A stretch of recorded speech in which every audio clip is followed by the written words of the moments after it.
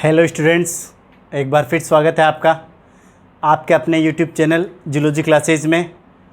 हम पढ़ रहे थे बायोलॉजिकल क्लासिफिकेशंस। आज के लेक्चर में उसी बायोलॉजिकल क्लासिफिकेशंस को आगे बढ़ाएंगे और बात करेंगे थ्री किंगडम और फोर्थ किंगडम क्लासिफिकेशंस की।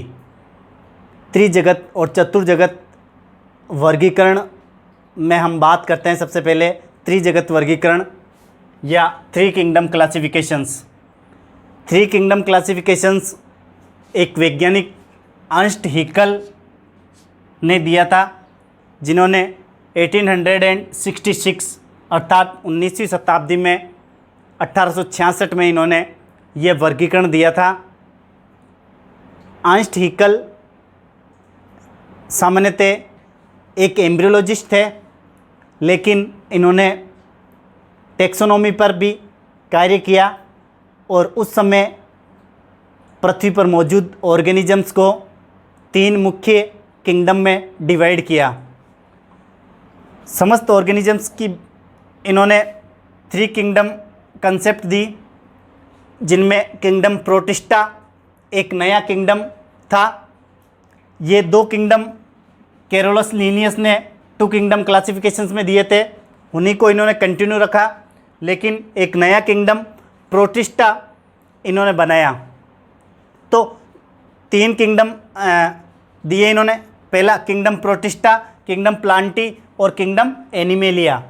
सबसे पहले बात करते हैं किंगडम प्रोटिस्टा, जो एक नया या इनके द्वारा क्रिएटेड किंगडम था।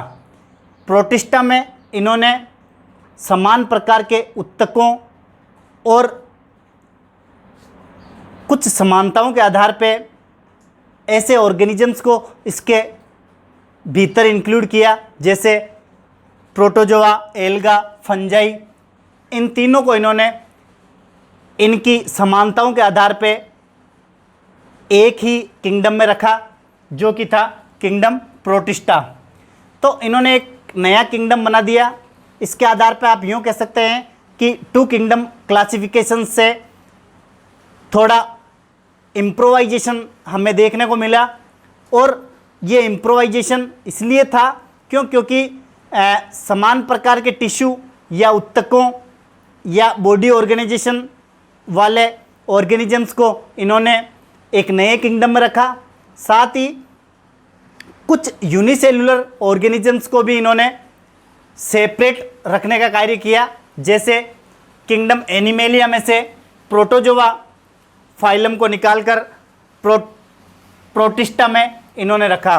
अर्थात प्रोटोजोआ जो यूनिसेलुलर एनिमल्स थे, इन्होंने इनको किंगडम प्रोटिस्टा में सम्मिलित किया। तो आप कह सकते हैं कि ये द्विजगत वर्गीकरण से थोड़ा अधिक डेवलप्ड प्रकार का था या विकसित प्रकार का था, लेकिन फिर भी आज के टेक्सोनोमिक क्लासिफिकेशंस की दृष्टि से ये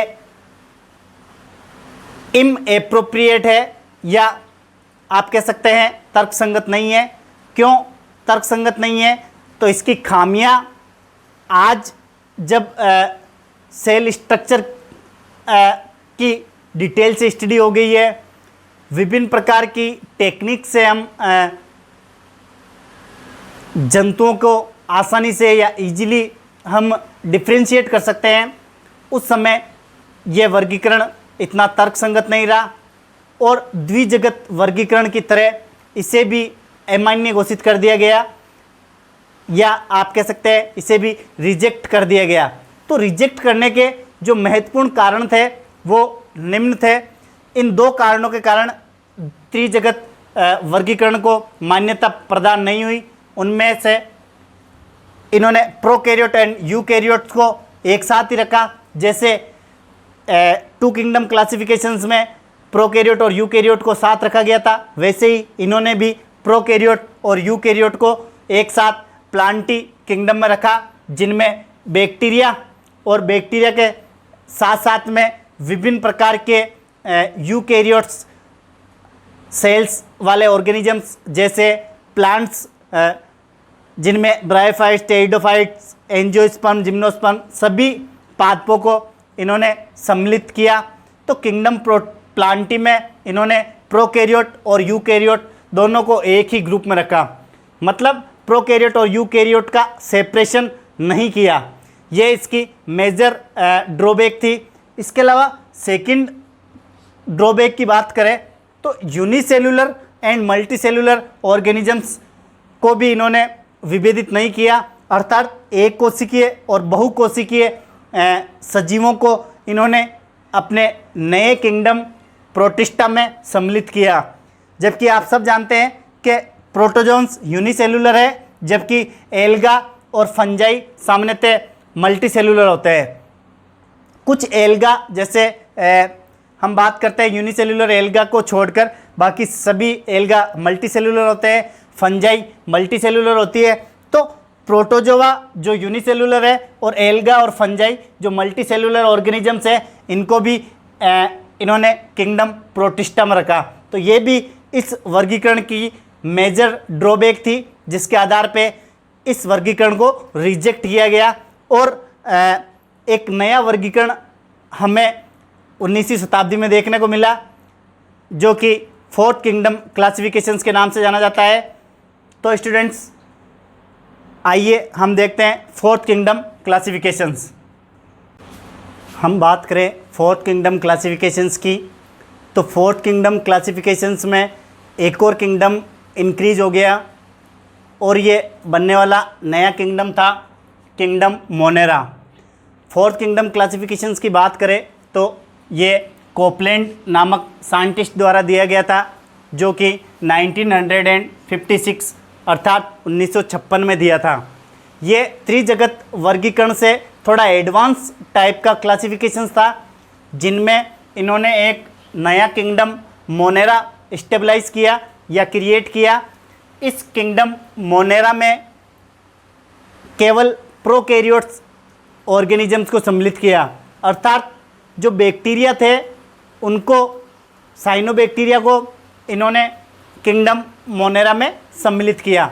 तो बैक्टीरिया और साइनोबैक्टीरिया को इन्होंने पृथक करते हुए किंगडम प्लांटी से किंगडम मोनेरा में ट्रांसफ़र कर दिया। अर्थात आप यूँ कह सकते हैं कि प्रोकैरियोटिक ऑर्गेनिजम्स के लिए एक नया किंगडम डेवलप किया, जिसे किंगडम मोनेरा कहा गया। हालांकि अभी भी इस सिस्टम में कुछ ड्रॉबैक्स थी, जिनके आधार पे इस चतुर्जगत वर्गीकरण को भी नकार दिया गया या रिजेक्ट कर दिया गया। क्यों? क्योंकि एक सबसे बड़ी महत्वपूर्ण ड्रॉबैक या खामी ये थी कि इन्होंने फंजाई को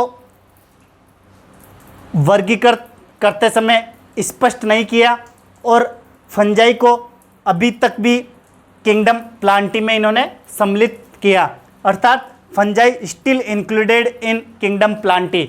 अभी तक भी फंजाई या कवकों को इन्होंने किंगडम प्लांटी में सम्मिलित रखा।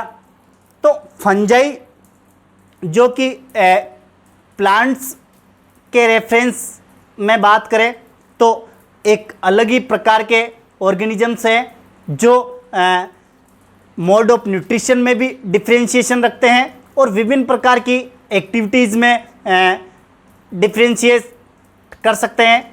जैसे मोड ऑफ न्यूट्रिशन की बात करें तो फंजाई हेट्रोट्रोपस होते हैं और बाकी सभी प्लांट्स ऑटोट्रोपस होते हैं। तो ऑटोट्रोपस और हेट्रोट्रोपस मोड ऑफ न्यूट्रिशन वाले ऑर्गेनिजम्स को एक ही किंगडम प्लांटी में इन्होंने सम्मिलित रखा। तो ये इसकी सबसे महत्वपूर्ण खामी थी, जिनके कारण ये वर्गीकरण भी रिजेक्ट किया और एक नया वर्गीकरण हमें देखने को मिला, जिसे 5 किंगडम क्लासिफिकेशंस कहते हैं, जो मॉडर्न टेक्सोनोमिक क्लासिफिकेशंस में अधिक प्रचलित है। या आप यूँ कह सकते हैं कि पंचजगत संकल्पना की कॉन्सेप्ट को अधिक ईजिली समझा गया और आप कह सकते हैं कि इसे मान्य करार दिया गया। तो चतुर्जगत से पंचजगत संकल्पना को अधिक मान्य माना गया या अधिक प्रचलित किया गया? इसका मेन कारण था कि इन्होंने फंजाई को एक अलग किंगडम में सेपरेट किंगडम के तौर पे स्टेबलाइज किया, जो कि हम आगे आने वाले वीडियो में पढ़ेंगे। 5 किंगडम क्लासिफिकेशंस जो कि R.H. व्हिटेकर के द्वारा दिया गया था, और एक महत्वपूर्ण क्लासिफिकेशंस है जिसको हम आज भी फॉलो कर रहे हैं। तो 5 किंगडम क्लासिफिकेशंस के लिए हम नेक्स्ट वीडियो में मिलते हैं। तब तक के लिए जय हिंद, धन्यवाद। Thanks for watching me.